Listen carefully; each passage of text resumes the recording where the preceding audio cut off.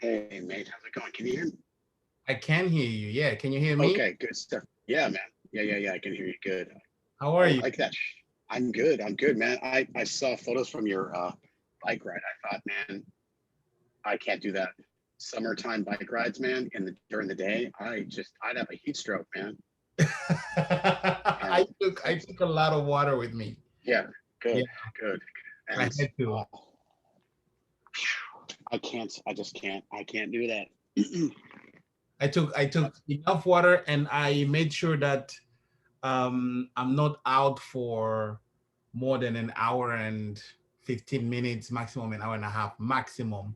Good, good. Yeah. And make sure So- And you then break it up. Did you break it up at all or no?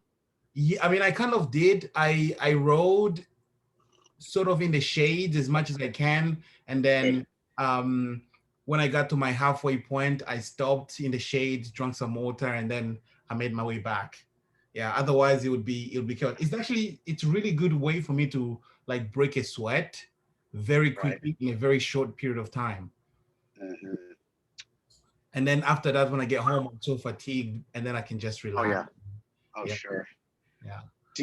Have you ever, I don't know if you subscribe to this, but some people actually submerge themselves in ice.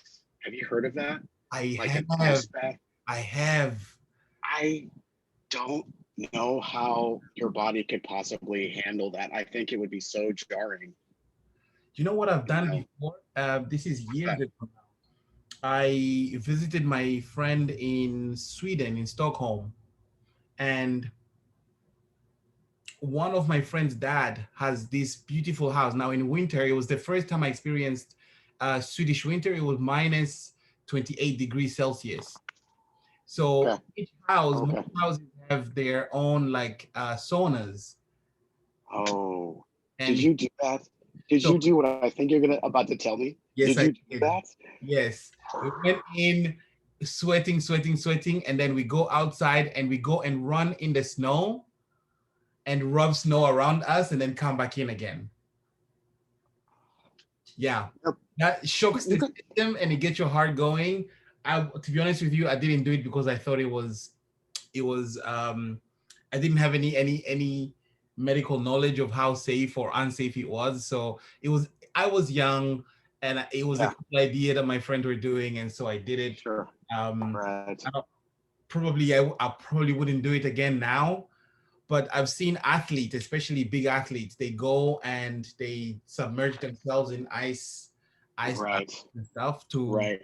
relax their muscles. I've never tried that.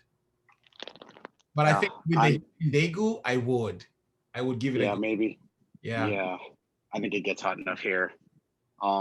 My dad used to do the sweet, what do they call it? The polar bear club. He wasn't a polar bear, but he would take the sauna, do the Finnish style sauna where you like you actually hit yourself with leaves. And so, Ah, I don't know okay. why. So somehow it brings blood to the surface. I don't know. But so then you run out to like a cold lake. Like they cut a hole in the ice and then you just go jump into the jump into the cold water. I think, my God. Yeah, I don't want a heart attack. No thanks, man. Have you Yeah. tried that? Have you tried that before? No, I've never tried it. Just my old man would do that when he was younger, young and dumb. So Man, I was like, I don't want to have a heart attack. I'm too old now. I can't do that stuff now. I wouldn't want but to mess with that. I don't know what it is, but I've heard people say that it's supposed to be really good for you. You know, I maybe, I think I've got heart stuff that in my family that I just wouldn't be, I'd be a little nervous about that just because I've got heart disease in the family and stuff. And so I'm thinking, I don't really, and I was born with some sort of weird heart palpitation, some sort of murmur. I don't think I have it anymore, but I was born with that. And so for me, I'm like, you know what? Those kind of heart risks, I just don't think that to me is like, it would just be such a shock. I'd be nervous about that. But, you I know, don't blame you. I honestly yeah. don't blame you. Yeah. Oh, And yeah. You recognize this bad boy? nice. I was wearing mine, I think 2 days ago. Yes, snakes on the lane.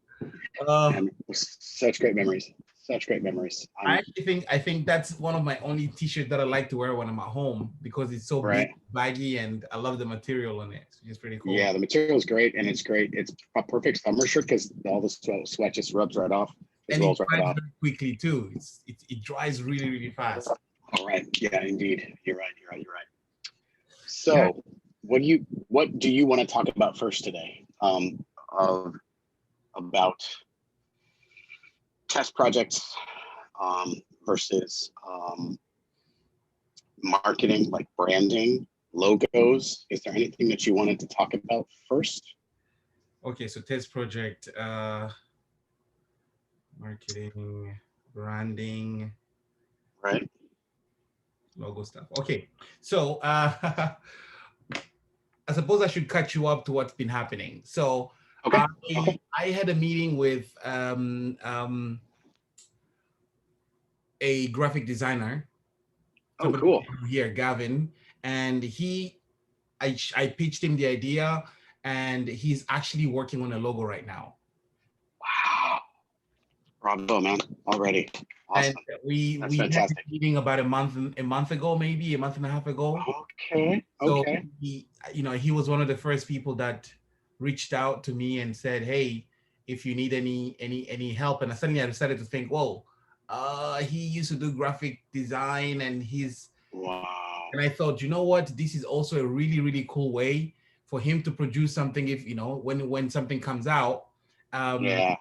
and I think it's also a good way for him to showcase his skills as well. It's also Absolutely. for him to raise awareness for his skills. Absolutely. It's a great example for him to stick onto his portfolio.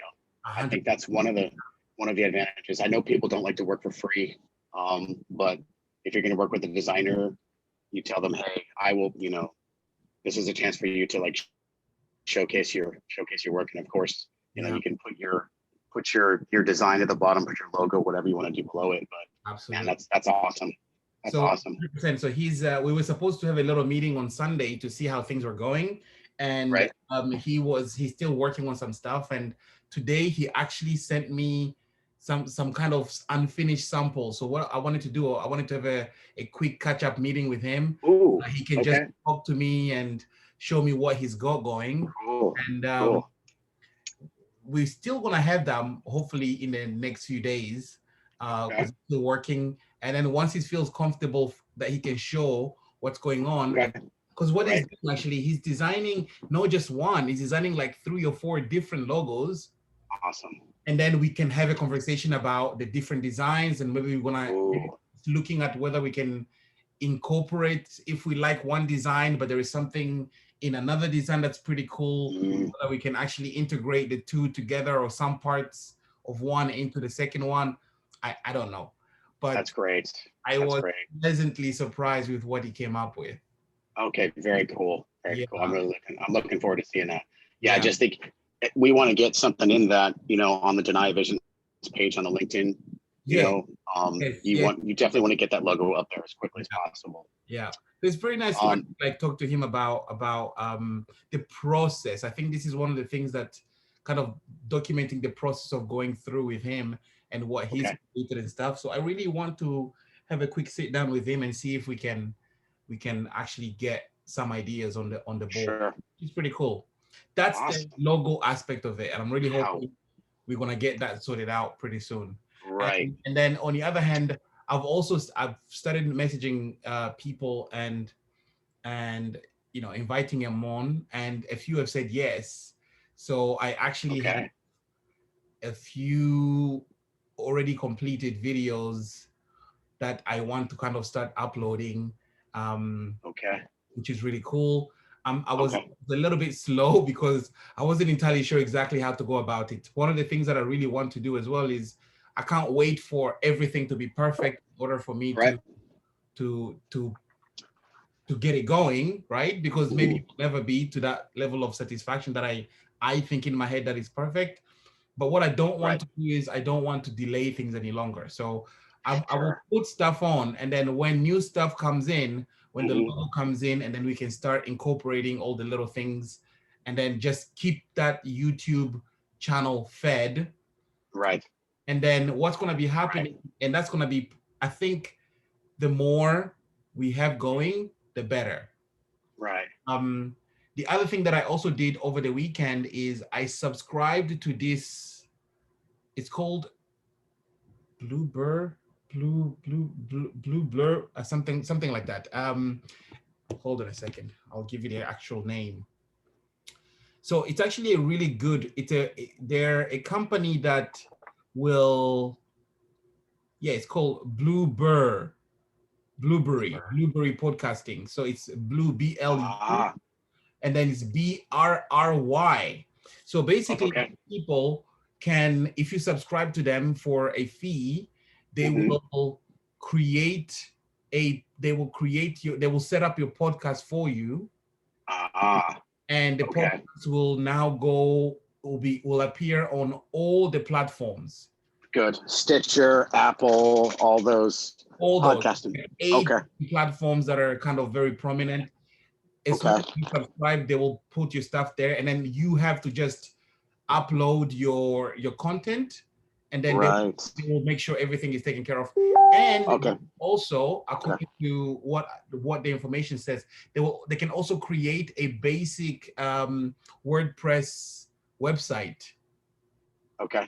for the project. So I subscribed Got to it. those on Sunday, and I'm just learning. I'm basically educating myself on how to navigate their webpage. Okay. Are Yeah. you are you using WordPress.com or WordPress.org?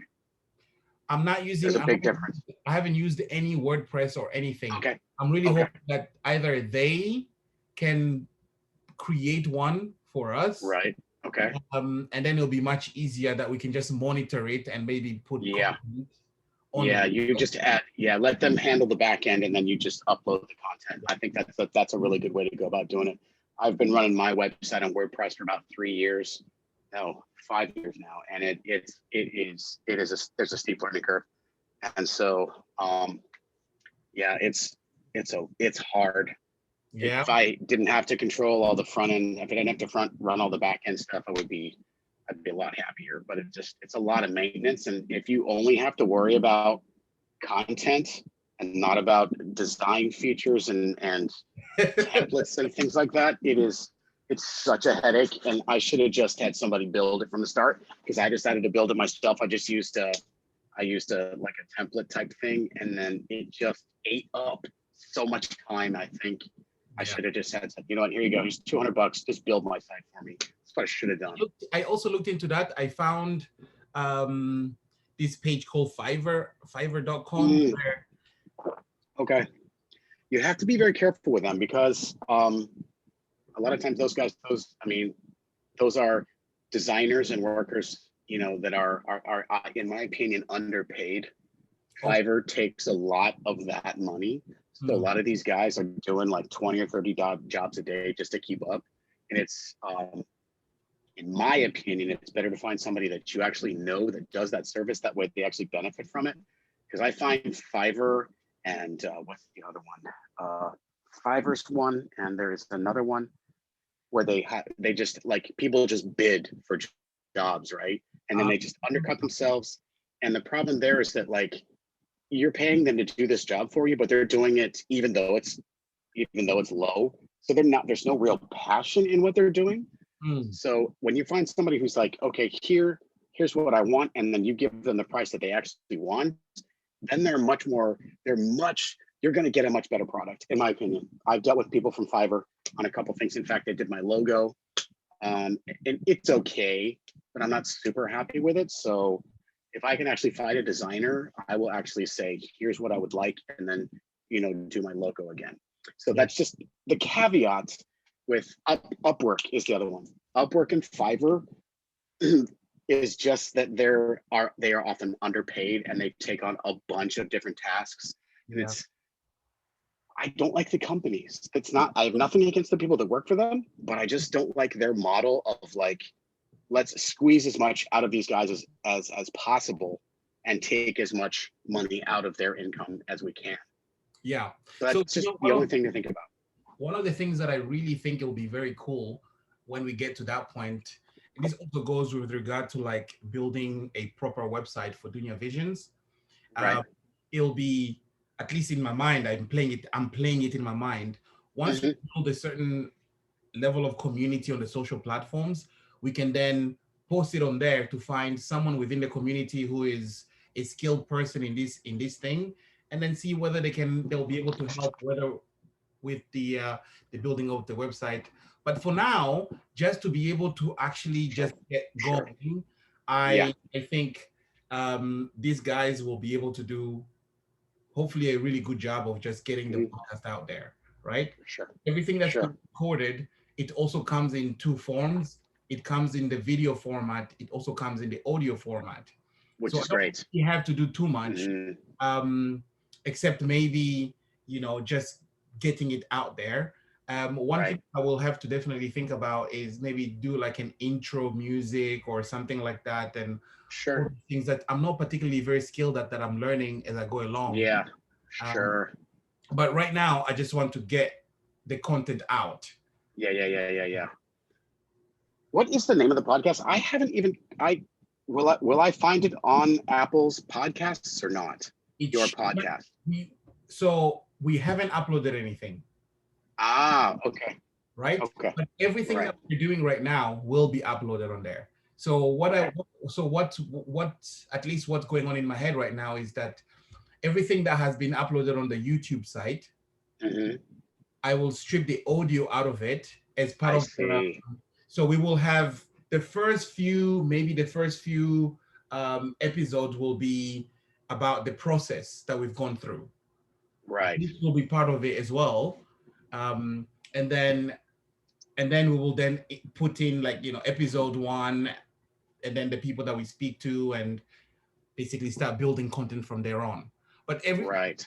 one of the things that is really kind of cool to do as well at the moment for me, is to really document everything that I'm doing, because that really is part of Right. the process. And then not being too romantic about everything being perfect. Just Yeah. get it done. And then I'm sure Right. down the line, at least this is something that I always think, like, down the line when we look back, we will see really how far we've come based on Yeah. day one Yeah. content versus day 100 content, and then see Sure. what's changed and what's not, you know? Sure.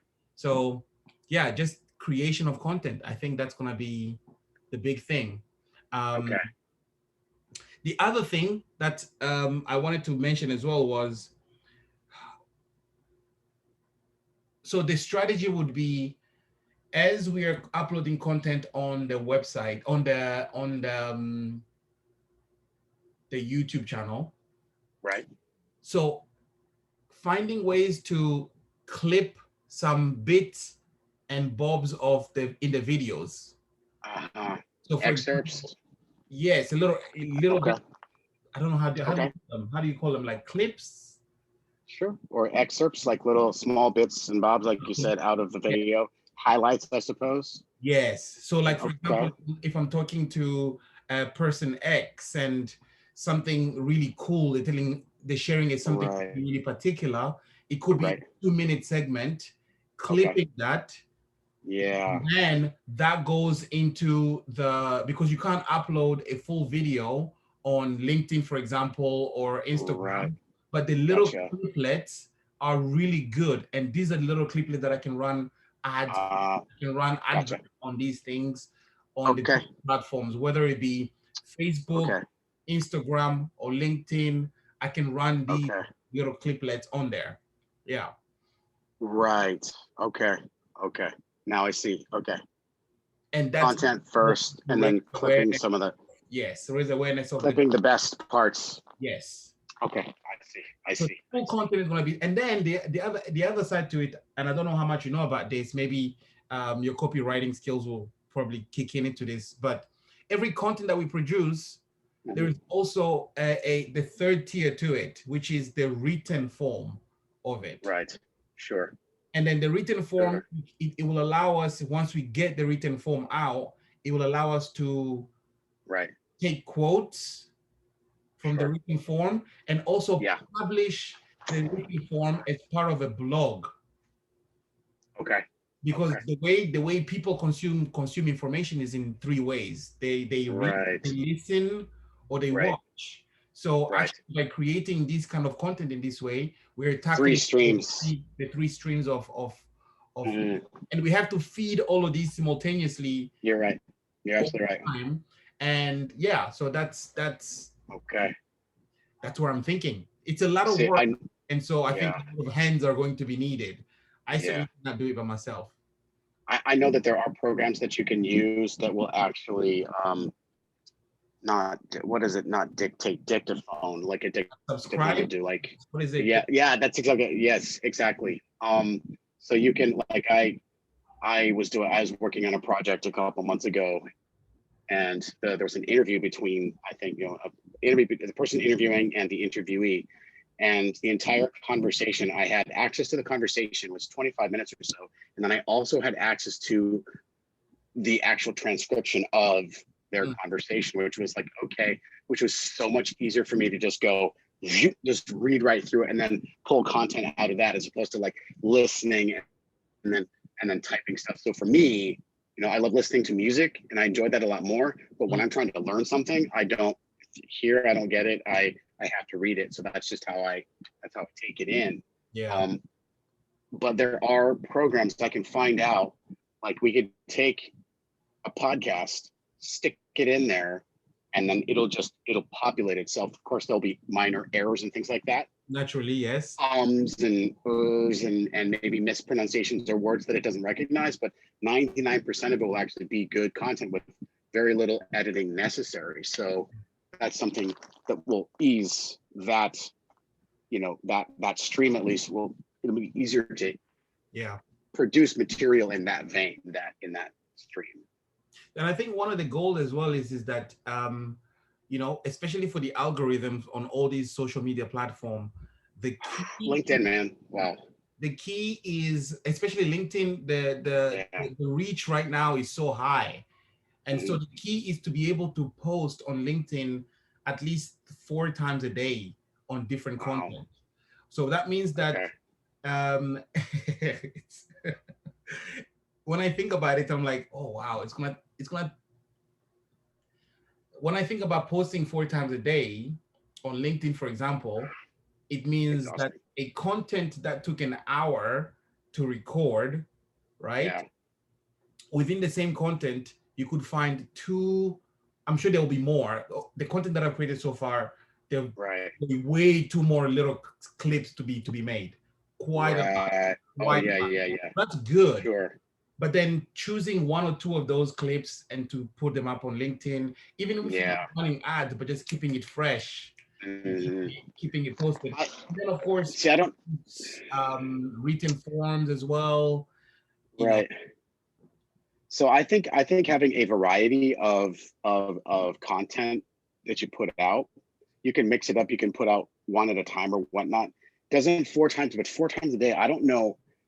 That seems like that you would suffer from burnout so quickly unless you had a system in place where it schedules it so you sit down at your desk and you get everything out, and then you just have a system where it just automatically publishes for you. So I know people that just write their content. They'll sit down on a Sunday afternoon, write everything for their whole week, and then will publish throughout the week on LinkedIn or Facebook or whatever, yeah, and it does it for you. But yeah, you can do it for only one account. I think you can do it for free. Gosh, I wish I could remember the name of it. I suggested it to one of my clients because she doesn't. Yeah, she has stuff. Anyway, I have to remember the name of that software. That you can publish stuff, and it's like a scheduling software. yeah, So you have the content there.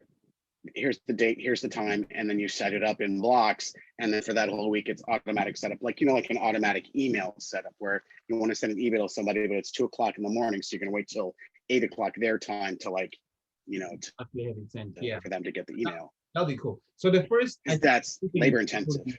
yeah, everything is all in like step by step. So I'm not Yeah, expecting to have an entire system running full right, swing within.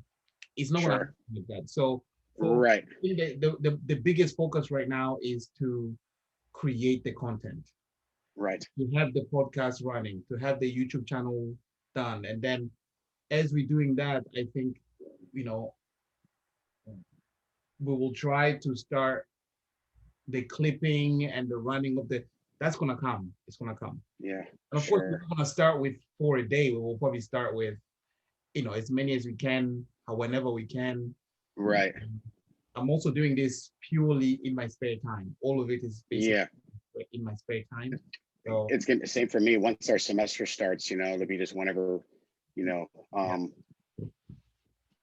So okay, so my question is, when you say content, yeah, you're gonna have the podcast, but the content, where will that derive? Like, is that gonna be from interviews with people? Is that going to be people's projects? Like, what kind of, when you say content, what exactly do you mean?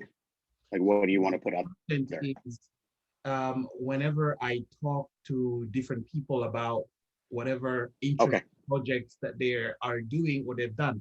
For example, this week, somebody that I know has agreed, he's recently written a book about meditation. Oh, okay.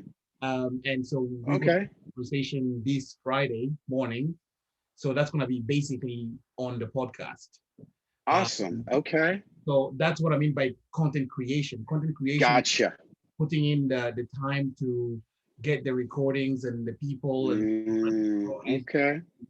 ideas and the different projects they've done, and just keep building that, because that is really the tool that I'm really thinking that will help people to really realize, oh, people are doing this. Some people are Right. there, and through these, people are sharing their tips on how they went about Yeah. creating the thing that they've created, you know.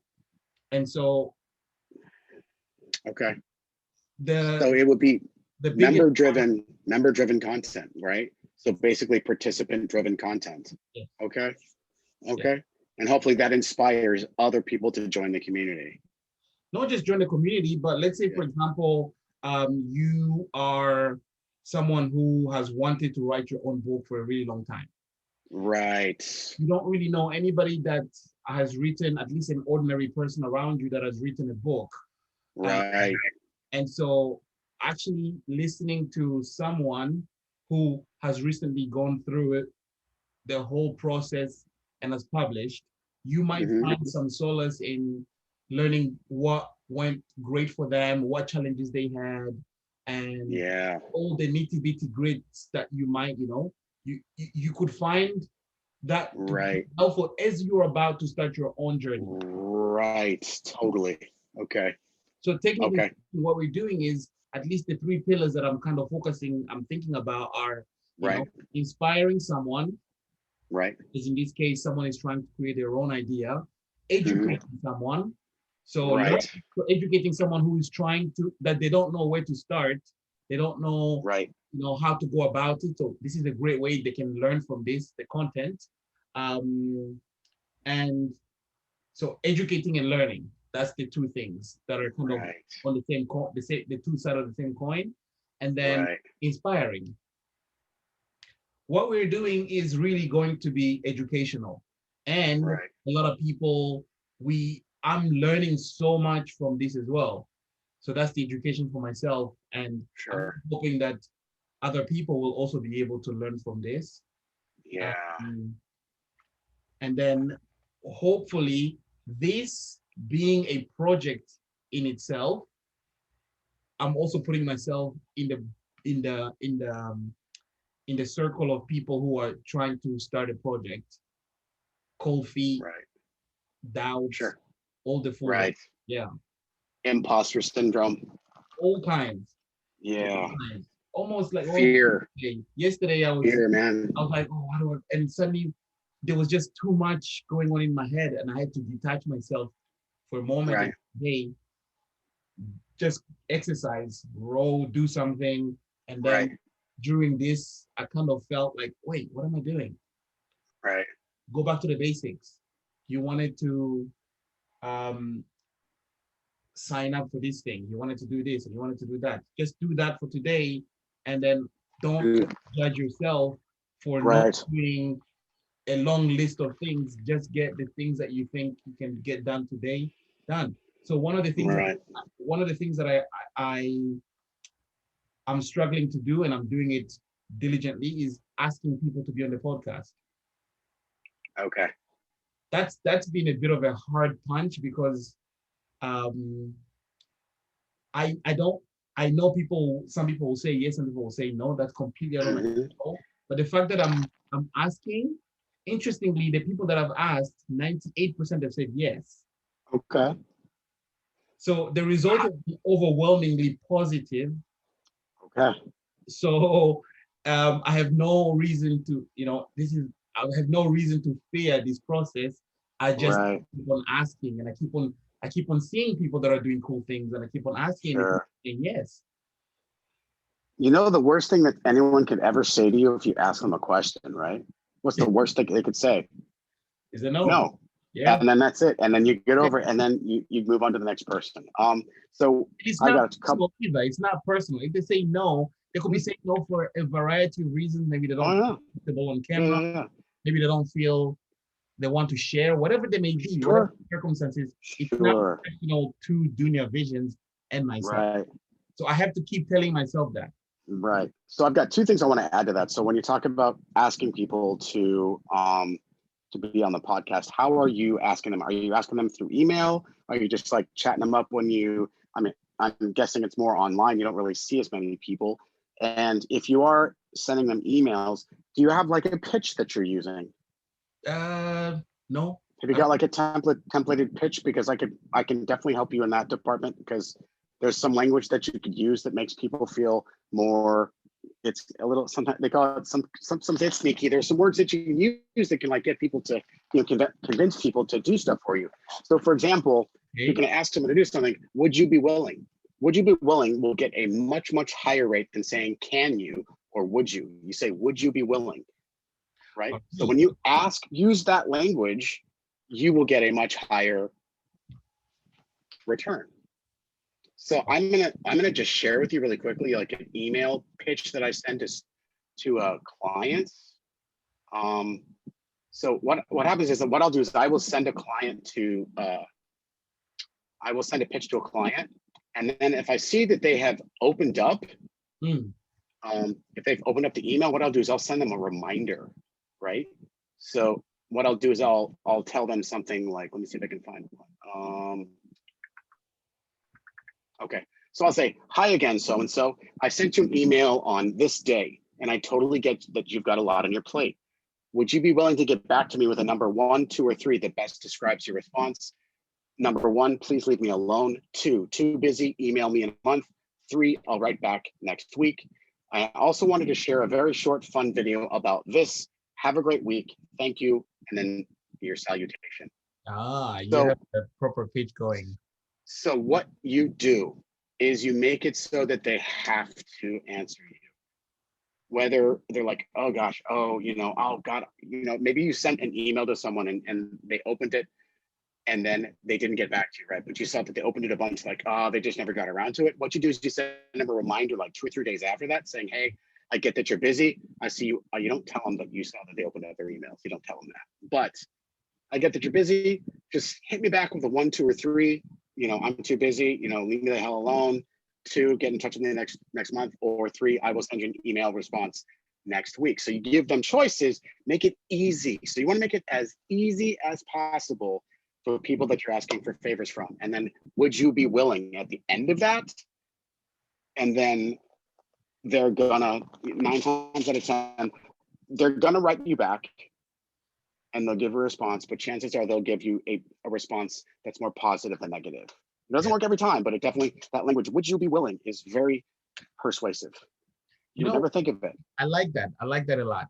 In fact, what I will do is I will send you a couple of paragraphs. Well, couple of Okay. messages that I've used that I've sent out to people just to explain what Dunia Vision is and stuff.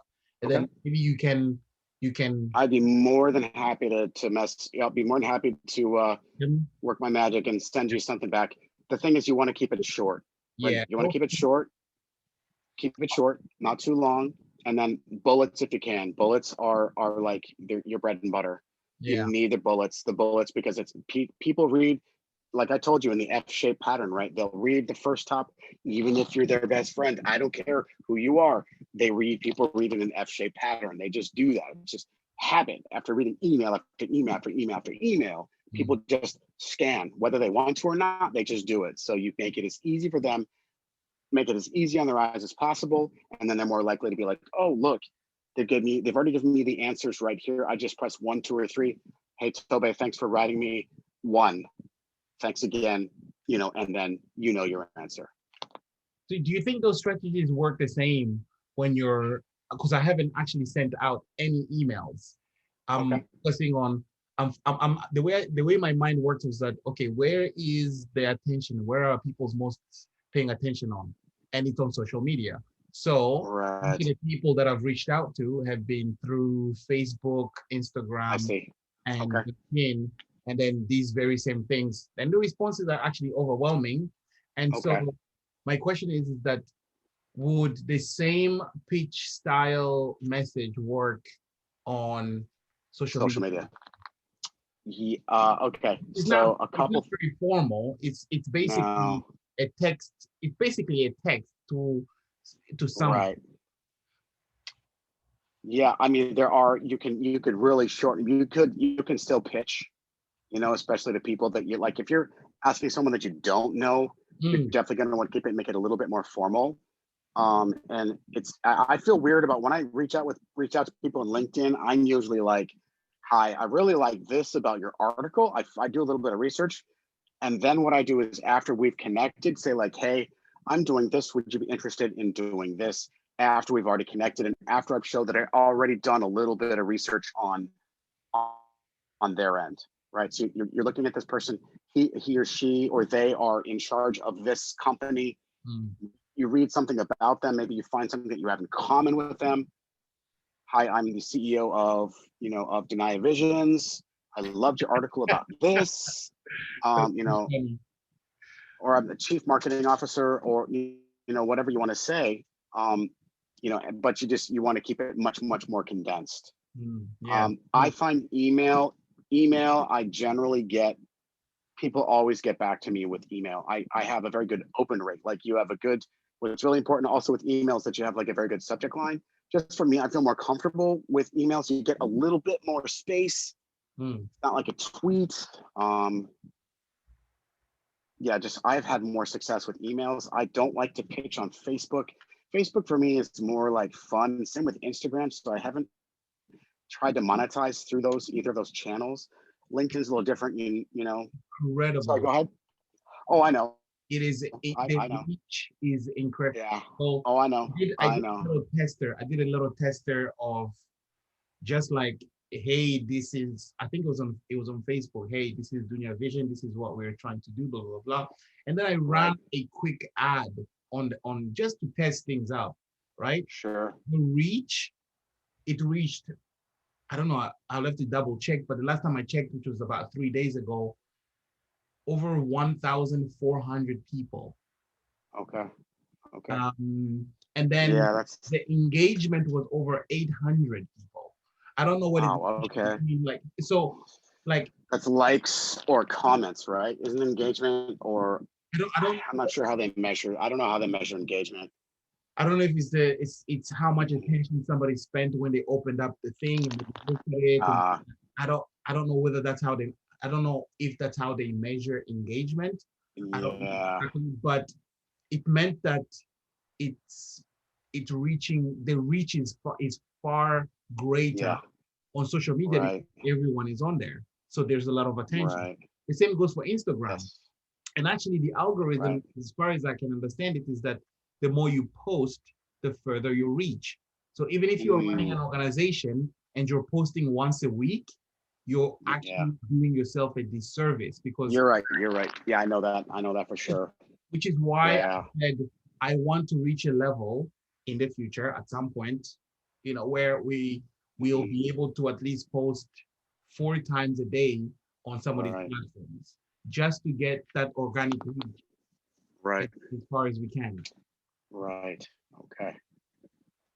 Yeah, it's weird. Social media for me is like it's a blessing and a curse. I feel it's it's a massive time suck, and it's hard because I see ad after ad after ad on Facebook. I'm like, God, why do I don't even look at my feed anymore. I just go to the groups that I want to go to, because that's where I'm usually, my copywriting groups and other things, my graphic design groups.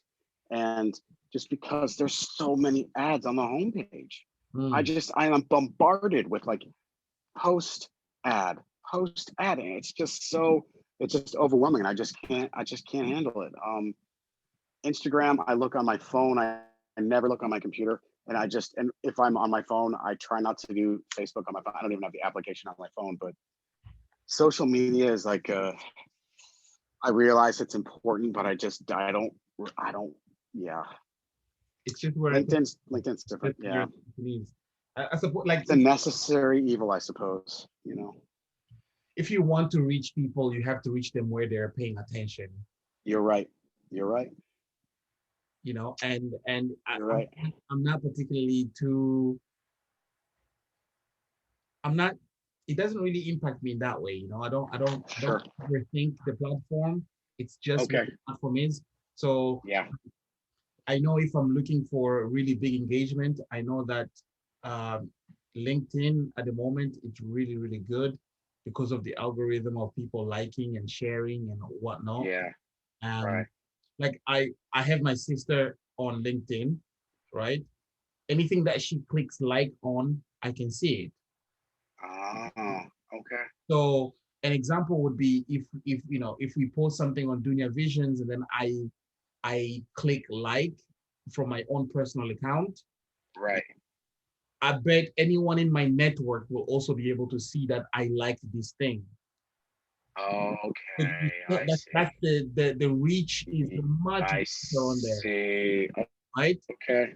So yeah. if you like something that is in your vision, if you liked or shared something that is on someone's page, everybody you have on your as part of your network. Yeah, I've seen that with.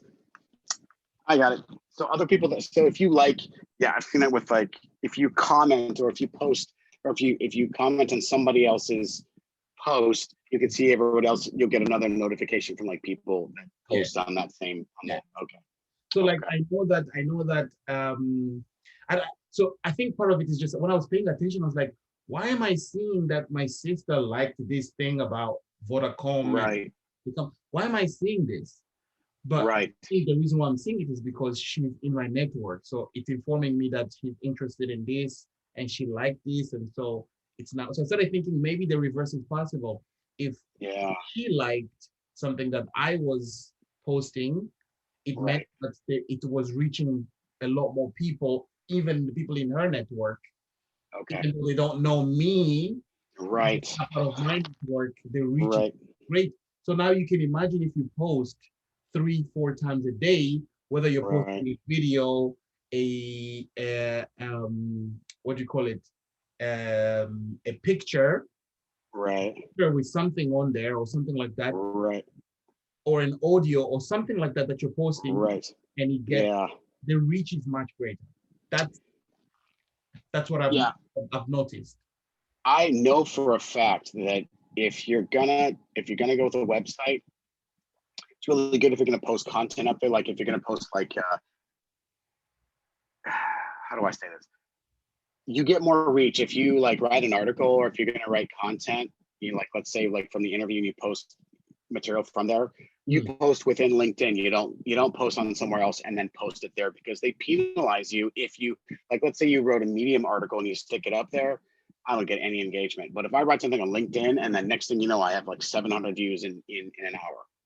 Yes. So if you're using their in-house content creator, you're going to get way more views, as opposed to like posting something like, I don't even have a blog on my website anymore because it just didn't make sense. So I write all my content on Medium, or I write it in LinkedIn. Thing about Medium is you can actually get paid to write there. That's why I write on it. Well, that's why I started there. I don't really do that anymore, but I'm in the process of moving all my content from Medium over to LinkedIn, because you just get so much more engagement than you would on like your website. So Mm, that's another thing to think about is if you're gonna do the blog on a website, you could just forego the blog altogether and just keep the website current for like news and events and things like that. mm. And then and the videos and things like that. But as far as like actually writing web pages, or not web pages, but posts, blog posts you'd be better served doing that through LinkedIn's home system. I didn't even know. Problem with that, yeah. They've got problem with that is if we're going to post, like, let's say we're going to post on like Facebook or something. Let's say we're going to cross post versus all three platforms. Posting websites or pages or articles in LinkedIn or in Instagram, it just never works. I try to post a little link in there. Like I've written articles. I write this piece called "The Professional Women of Color," Mm. and it never works. So I take a screenshot of the person and I put the link down below. I even use I use Bitly to shorten the link. You can't even highlight the link, right? You can't even jump off the page. So I what do think you do there? that's really natural. I think this is one of the errors that perhaps some people they make is that they treat all the platforms as if they're the same. They're not the same. Right. No. So, so LinkedIn, for example, will behave very differently to the way Facebook might behave, Right. or the way Instagram will behave. So, for example, if I want to post, like right now, if you want to post something in written form, you might get, and it doesn't have to be very big. It doesn't have to be a whole page of something. It could be maybe like 300 words, 200 to 300 words. You will get Right. more engagement of that on Facebook than you would anywhere Right. else because of what Right. you're doing with that written algorithm, Right. written content algorithm. The same way They with change all the Instagram. time. Yeah, the same way with Instagram. Right now, I think if you're Yeah. posting a picture or a video, a short video, you have a better chance of getting more engagement on that. Yeah. Than if you were to post a long blog on something. And actually, some of these Yeah. platforms also Yeah. have Yeah. a limit on how many characters you can use to type Oh, something. sure. Right. So they can certainly not be treated as the same. They're not the same at all. No. No. No. No. And I'm still learning. There's so much that I'm just Sure. thinking about the different things. Yeah. I had to like I've only opened LinkedIn on my phone up until a week ago. A week Oh, ago, really? the first time where I started opening it on my computer, and I Okay. just noticed, and this is maybe very naive of me, but like I started noticing, like it's just a different interface, Oh, totally. and it's now looking more like Facebook than what I remembered it to look like before. Yeah. Yeah. With the feed in the Each middle. thing, Yeah. it's completely behaving very much like what Facebook used to be a few years ago or even now. Right. And Yeah. so I started to notice like, oh wow, it is different. I was never that active. In fact, the last 2 weeks I've posted more on LinkedIn than I've done in the last 5 years. Wow. Okay. I created a profile and that was it. Right. never, Right. Right. Right. never really engaged in there up until Yeah. very recently when I see something cool and okay, I try to post it up as much as I can. And I'm really hoping to keep the postings Yeah. going with LinkedIn as much as I possible. find the people on LinkedIn are much more willing to engage with you and they're much more willing to help you Okay. because it's a community of professionals and we're all looking to like better our situation. Like everyone on there is like hoping to, maybe not make more money, but like, get a better job or make some contacts here and eventually, to build connections. And I find like the people on LinkedIn are way friendlier than I wouldn't just randomly friend people on Facebook. But with LinkedIn, you can connect with anybody. I've connected with some CEOs of a company like, hey, I love your products. I listened to one of your speeches on a TED talk. They're like, great to connect, and then they're in your network. And that's incredible that you could have, some pretty big whales in your network, and it's so much easier to connect. And that's just how it is. People are just more open, to connect with people that they don't know, because it's not about like asking them for favors down the road. It's just good to have them in there, or to even have people that you can recommend to other people. I've met loads of other people online just through other friends who are like, hey, this is a graphic designer. I heard you were wanting to write a spec ed.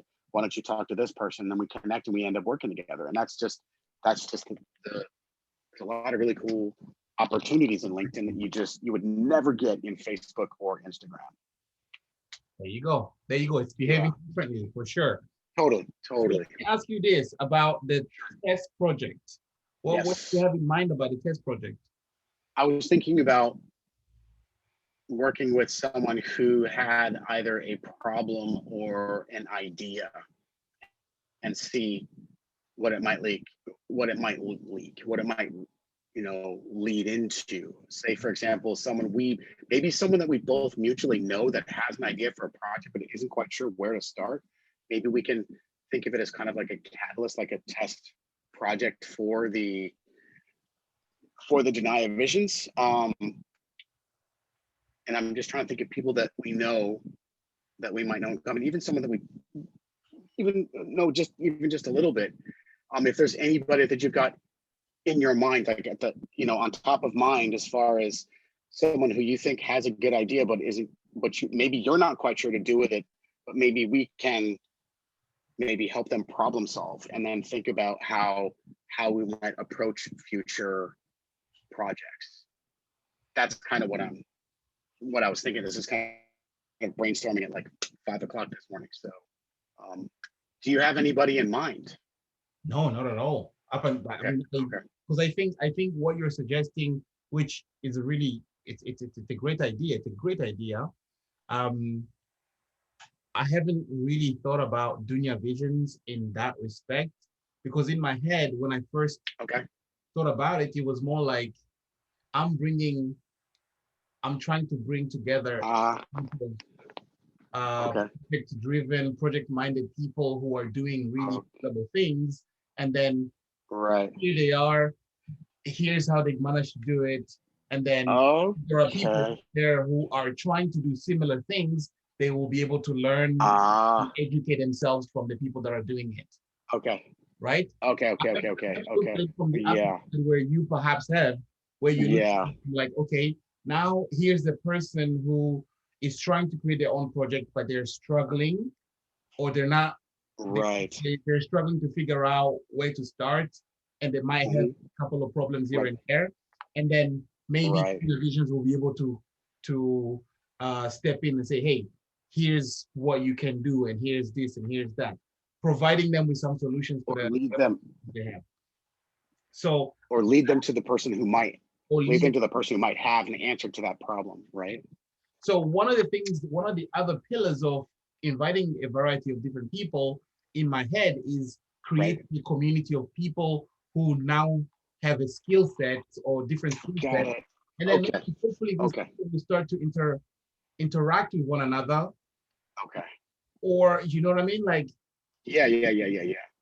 just by thinking about this stuff, I'm now aware of like 5 people that I know that have written books. That's great. Like just through this project, I'm like, oh, now I know 5 people that, and if I ever were to consider writing a book, I now know people, ordinary people, you have a network, that I can say, hey, you've written a book, and how did you go about X, Y, and Z? So that's a different. I'm looking at it from this angle so far, and what you're looking at it from a different angle, which is also really very interesting. Do you see what I'm saying?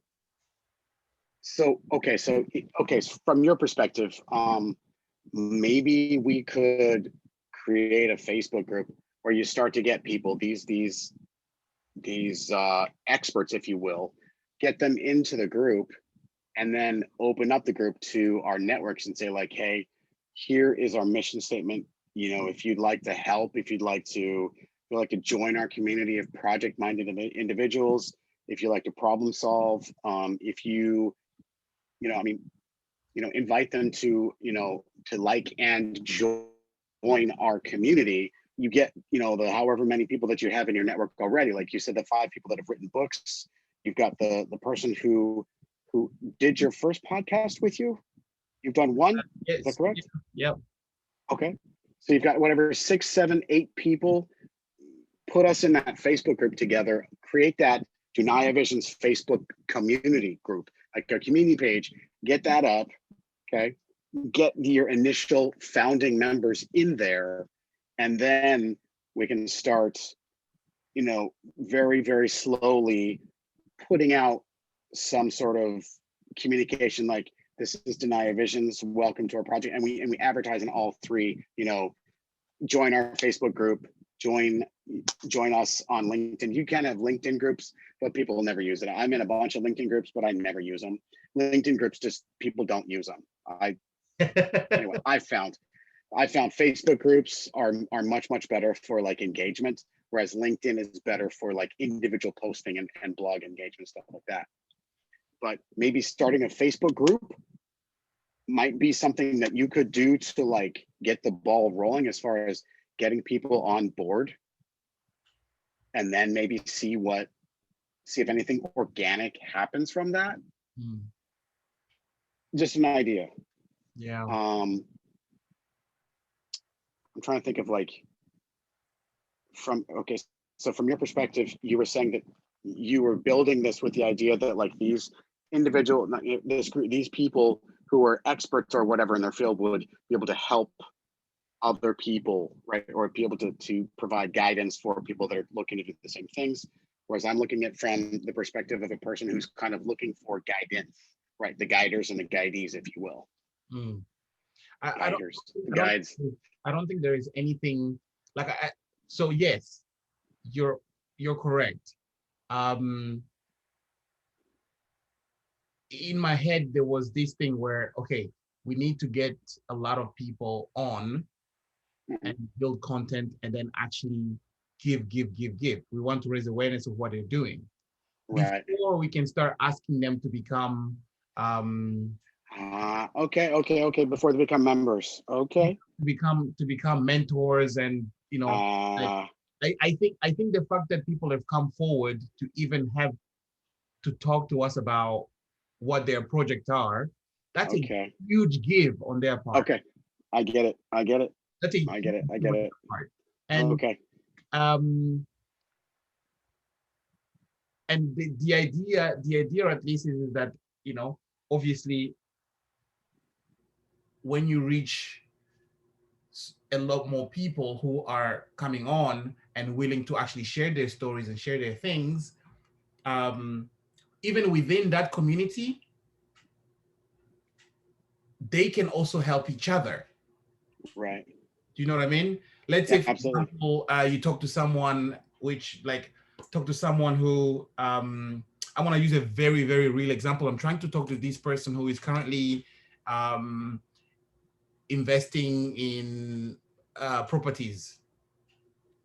Okay. Right? They've gone into their project right now is buying properties and renting and whatnot, right? Okay. Now, okay. That's a very big thing, right? Now, right. Let's say down the line, we also get someone else who is in fitness, but for some reason in their, you know, they're doing well in their fitness project, but they're also interested in buying properties, but they have no idea how to go about it.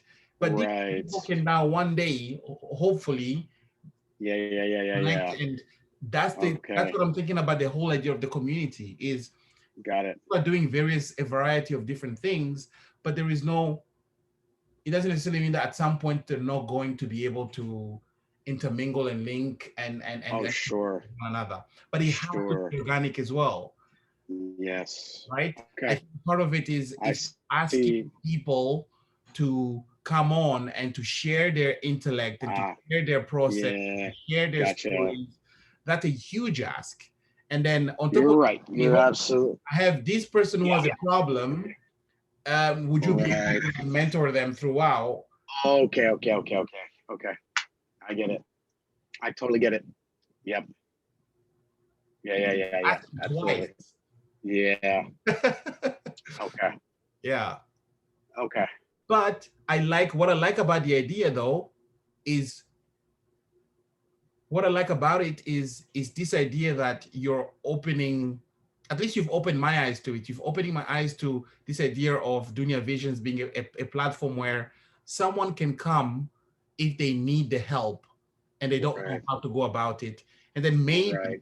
maybe we will be able to provide them with some level of assistance. Right. But we don't hold all the knowledge. We're not, Right. Right. Right. No. no, but maybe Sure. if they needed to connect with someone who um, has done this, and this person is also really willing to help a person out, that could be an Right. avenue. And I think that's a really good idea. I Okay. really think that's a really awesome idea. Okay. We could. This is a little more on the monetization side, whereas if you have an expert in your field, you could set up a system where the people who mentor somebody else might, the people who need the mentorship might pay a small fee to like meet with them on Zoom for something. So I'm in groups where like you can meet with like an expert copywriter. Like you need somebody to look at your drafts, you need someone to look at your emails, you want someone to like really, really look at your copy. You can pay this person and they'll meet with you online and then they'll look at your stuff. It's not cheap, but I'm not even thinking of a process here. I'm just saying like there's a way that we could also monetize it for people that are experts in their field. Say like, hey, if you're willing to help, some people might want to hire you to like talk to you for an hour about what they could do to maybe press fast forward on their dream. Mm. I'm a little bit That's worried about. way. That's the way that. Sure. I'm a little bit concerned about this idea of, I've never thought of this project as being something that I would want to monetize. Okay. Okay. You know what I mean? Like it's a project that's Yes. designed to be on the giving aspect rather than on the taking Okay. aspect. And so Right. I'm not particularly super keen on um, thinking about monetizing something that Mm-hmm. doesn't really have that in its Okay. And it's DNA. in its DNA. Yes. Yeah. Okay. I'm just saying for you're gonna have to somehow you're gonna have to make some money. You're gonna have to recoup. I mean, because it's a lot of work. It's a lot of hours. There's got to be something that maybe grants from the government or something. There's got to be something like where you're not doing this just. I mean, yes, you're gonna be doing a lot of work because you want to do it, and you wouldn't be charging the people who are benefiting from it. Maybe you would be charging the government or getting a federal grant. Like I could write a grant, right?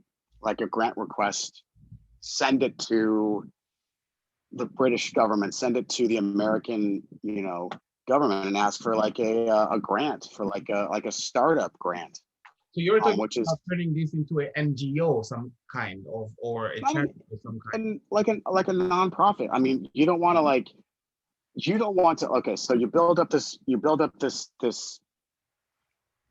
this idea and it becomes your baby, right? Hmm. um there will only be so long until you're like, there is so much work that needs to be done and I'm not making any money on this. I'm just afraid of burnout, that you be like, oh my god, I've put all these man hours, I've put all this time, I've created all this content, I've done all this editing, and I'm spending my own money to host the website. My fear is that how you feel about this right now could change if there's absolutely no financial benefit at all. And I'm just being realistic. As a human, you might say, you might burn out. You're like, God, I'm spending, how much of my own money am I spending to keep this website up? How much time am I spending, communicating, making these podcasts? So Hmm. I'm just presenting challenges that could arise because I think it is important to think about, right now, I think you're filled. What is doing this now for you is this kind of idea, this passion for this project, which I think motivation waxes and wanes, right? Motivation comes and goes. And so someday you might wake up and say, you know what? I don't feel like doing this today, you know, and then the next day you'd be like, oh yeah, I'm back at it, but you need to remember that like even though motivation wanes, you still got to do it. But Like do you if you're think committed to it, you think money go ahead. is the thing that will keep that motivation going? No, what I think it'll keep you from spending all your money Ah, and okay. putting more of your own money in it. It's not about making you money's not gonna make you happy. I'm talking about money as a necessary evil so that you don't go under, so you don't spend all of your money on this project. Ah, okay. I see. It's not about that. No, no, no. Money should have no, I'm not talking about money as a motivation. I'm talking about money as a necessary evil just to keep yourself afloat. That's it. Yeah. You gotta eat. For now, Yeah. it's something that isn't um if in terms like the trade-off that I feel like is really good for me right now is the trade-off. I don't know about the people that if I have to start working with a larger group of people, they might need some kind of incentives down the Right. line, Right. to be able to keep up, whether it's their motivation or their drive, or whatever you want to call it. Um, Mm-hmm. and that's something that we'll have to definitely think about down the line. But I think Yeah. for right now, the biggest thing is that what the cost of keeping this project going Right. is totally worth it.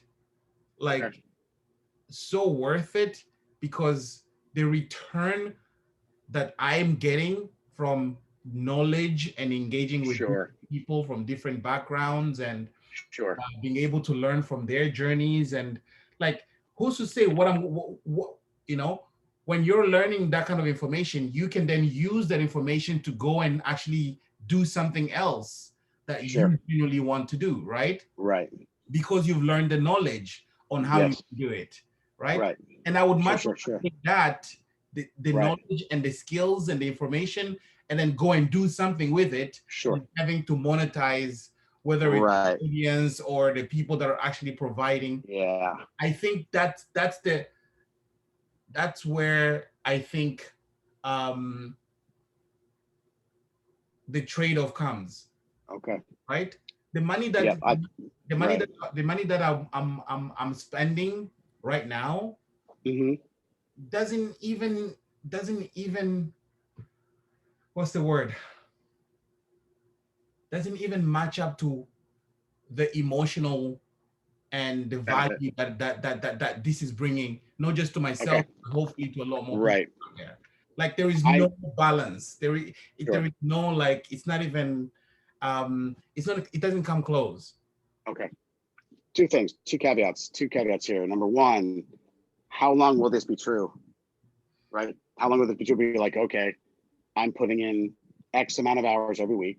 And Mhm. then number two, it's your energy. I mean, your time and energy. So like once the semester starts, you're probably gonna have to cut back on this, the amount of time that you put towards a project, or not, maybe not.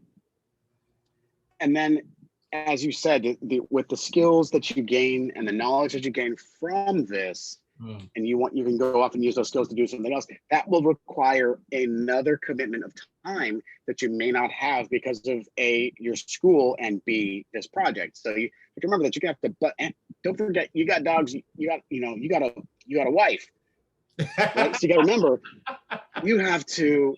I think all those people are well fed and taken care of. That's true. Okay. Of course, of course. I'm just saying, dude, no, what I mean is your time, my friend, your time has nothing to do with money. I'm just saying your time that you allot to this project and this time that you put towards university, the time that you put towards some other project that maybe you learn these skills, that's yet another block of time that you will not be spending at home with your family. So that's just, I you think need to remember that we don't. I think Go that ahead. the moment where I feel like this is way too much or it's not allowing me to provide the value to the people that I really love the most, and you know Mhm. it doesn't make any sense, I would pull out, Okay.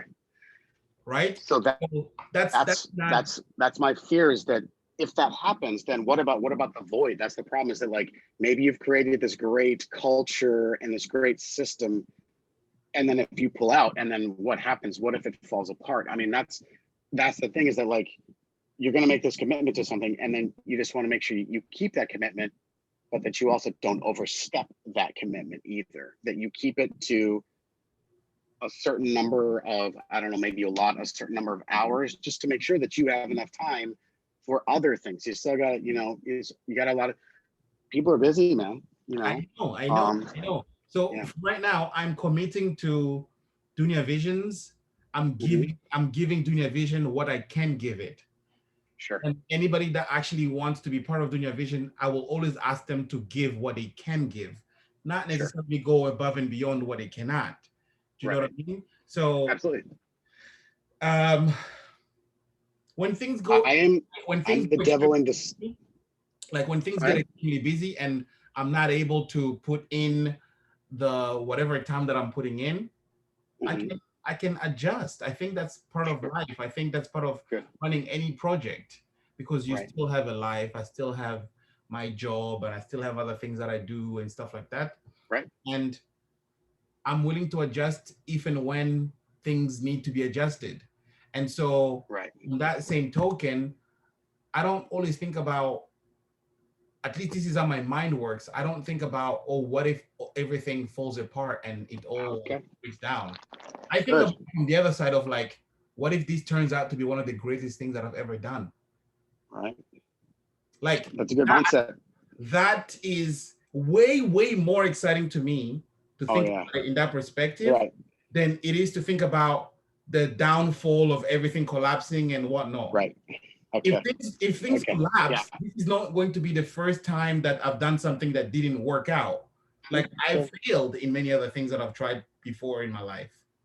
That's not a problem. But that didn't stop me thinking about things could work out for the, like I really genuinely believe in the things that I'm trying to do here. And so, and I'm willing to put a lot of effort and energy into this.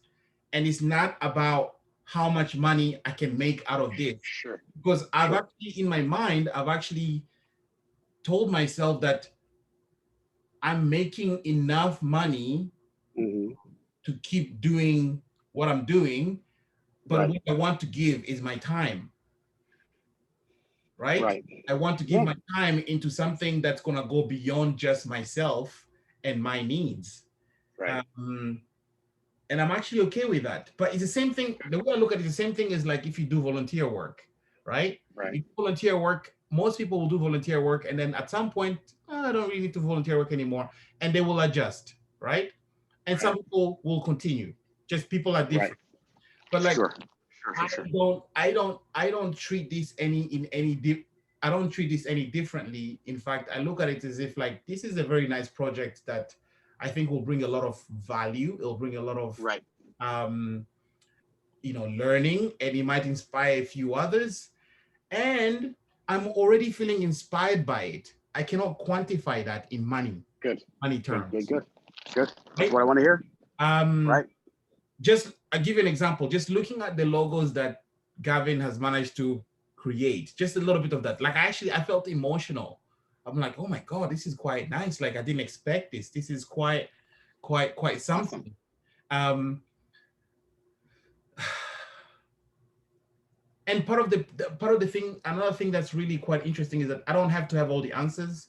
I'm sure what you're telling me is valuable, and it's something that I will have to consider down the line. Sure. But when we get to it, we will definitely consider it. Sure. But I think the idea is that if I'm ever going to be doing a charitable thing, this is it. Me giving some money toward the project that I believe in.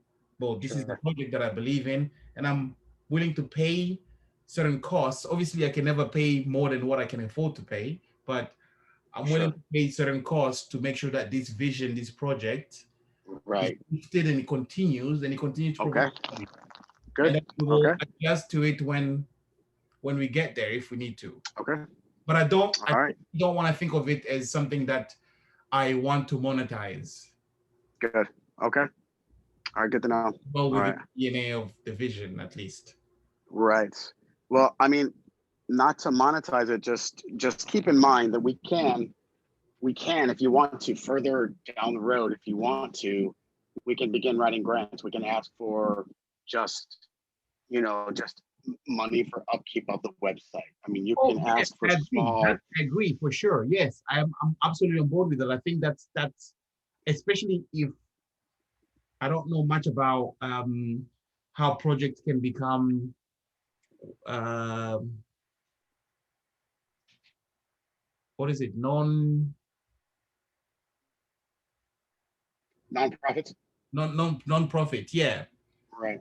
right. So yes, if it's something Right. that come for non-profit applying for a grant, I really think that's a really good idea, and Okay. maybe we can help Yeah. with that. I think that would be really Yeah. good. Absolutely. Absolutely. That's what I'm talking about. Like maybe get money to, and then you just have a, like, what do they call that? Just petty cash. So we need to buy, you need to buy, we need to buy, you need to buy a computer for the office, or you need to buy this year's subscription for this, whatever, the hosting or whatever, just to make sure that you so that not everything comes out of your pocket. Because that's just, yeah, just hard to, I realize your heart is in the right place, but I don't want you to spend all your money on like something if you don't have to, Mm.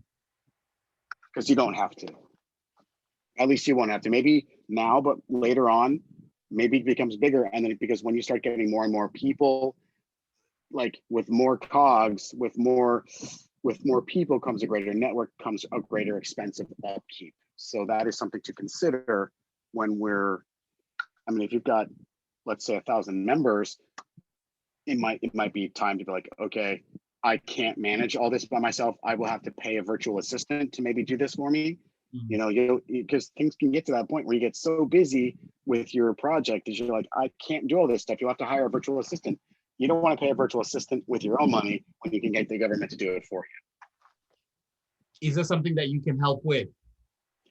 Finding a virtual assistant, absolutely. Yeah. No, I mean, like, Also, as in like grant writing. applying for grants and stuff like that to make sure. I can certainly do that.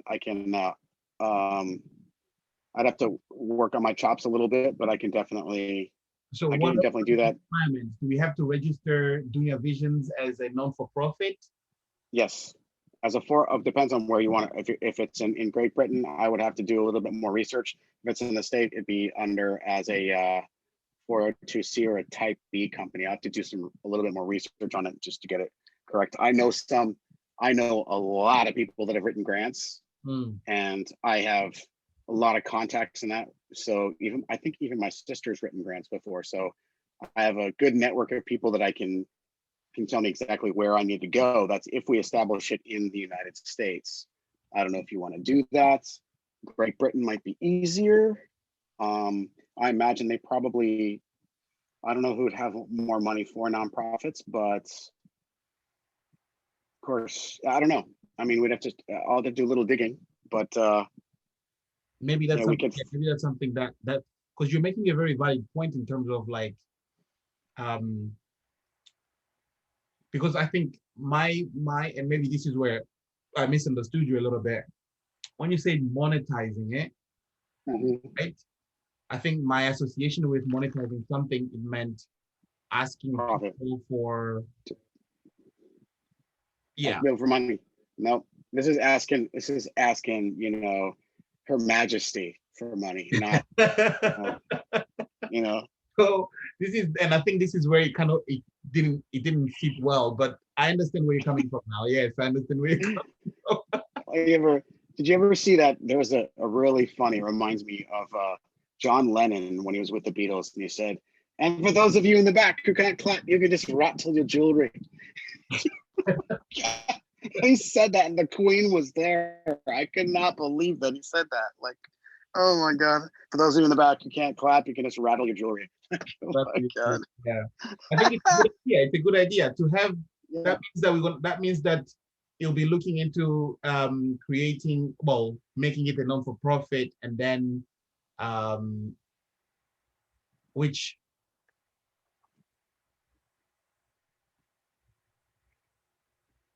means it will become almost, I don't know if it's similar to like a charity, because that's what a charity is.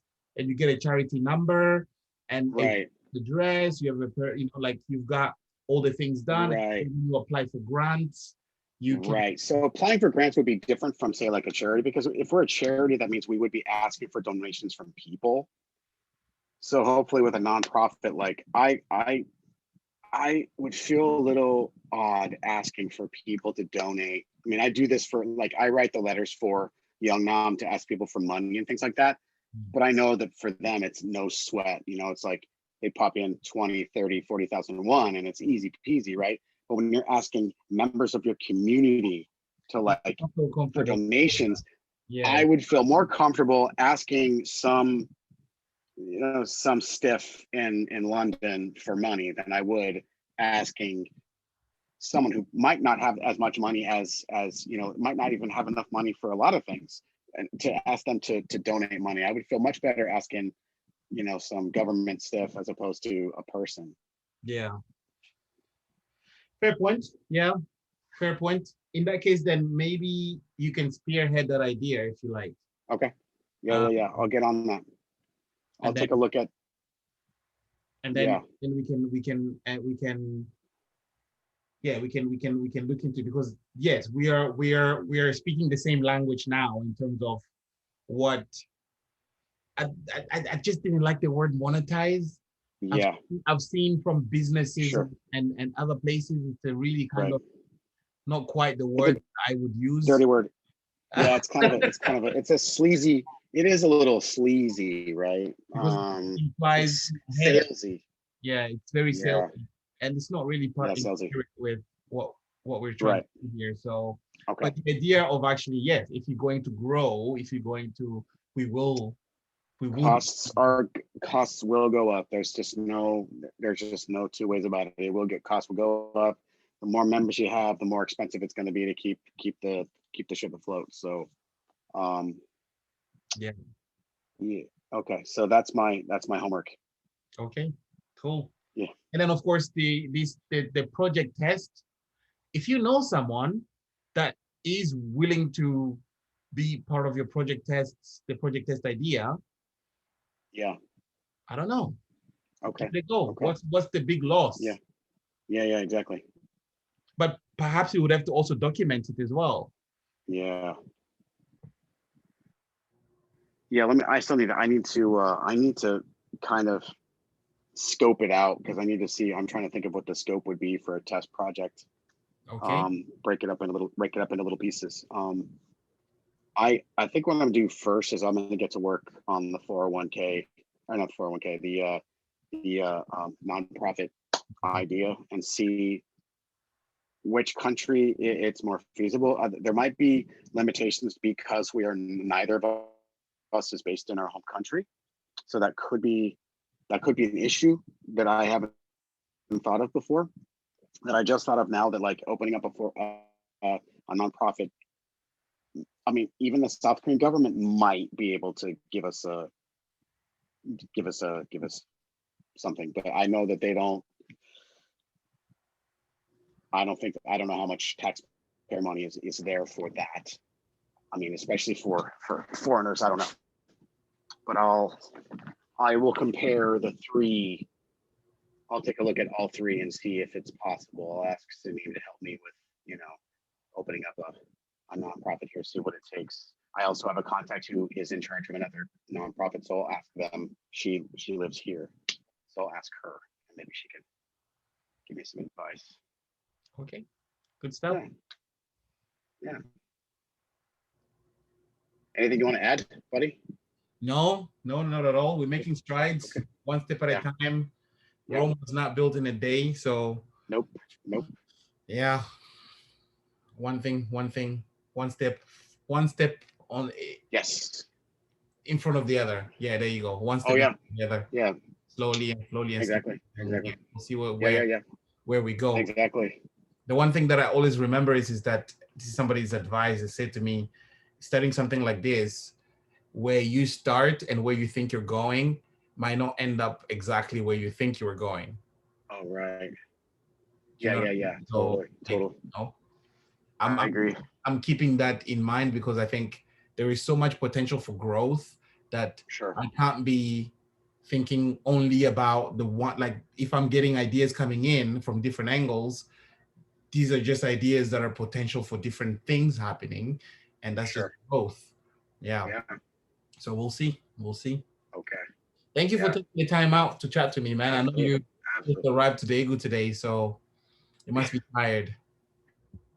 A little bit, but I mean, this is exciting. I'm glad I can be a part of this.